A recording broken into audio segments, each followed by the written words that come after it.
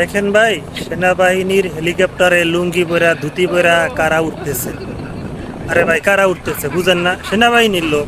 Bathroom করার জায়গা নাই, প্রস্রাব করার জায়গা নাই, বাথরুম আর প্রস্রাব করার লাগে হেলিকপ্টারে উঠছে। এগুলো করার জায়গা নেই, এগুলো বুঝেন না আপনারা? তখন তো আপনারা সন্দেহ করবেন, সবাই বলবেন যে এগুলো হেলমেট বাহিনী। কি লেগে ভাই আপনারা এরকমের গুজব ছড়ান? কি লেগে ভাই আপনারা এরকম সন্দেহ করেন, মিথ্যা গুজব ছড়ান? এগুলা ভাই বুঝিনি, এগুলা করে আপনারা কি পান? তারা কি লুঙ্গি পরে হেলিকপ্টারে উঠতে পারে না? তারা কি বাথরুম করতে হেলিকপ্টারে যাইতে পারে না? বুঝেন না বর্তমান পরিস্থিতি?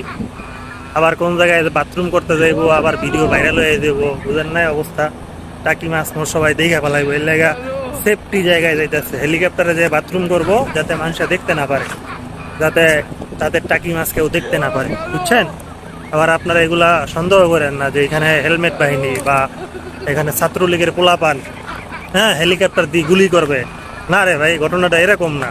হয়তো পানি নিয়ে যাইতে আছে, ইমার্জেন্সি কোনো জায়গায় আগুন টাগুন লাগছে, হ্যাঁ, প্যান্ট পরার পোশাক পরার সময় পায় না, এই লেগে লুঙ্গি পরে দৌড় দিছে, হ্যাঁ, ধুতি পরে দৌড় মারছে, জাইঙ্গা টেঙ্গা পরে দৌড় মারছে, তাড়াতাড়ি পানি নিয়ে যাইতে হবো না, হ্যাঁ, পরে গিয়ে পানি ঢেলা দিব সব জায়গায়। এগুলো বুঝেন ভাই, সব সময় নেগেটিভ চিন্তা করলে হবে না ভাই, একটু পজিটিভ ভাবে চিন্তা করে, ঠিক আছে? তারা আমাদের ভালো চায়। পানি নিয়ে যাইতেছে ভাই, পানি সবার মাথায় পানি ঢেলা দিব, ঠিক আছে? সবার মাথায় পানি ঢেলা দিব।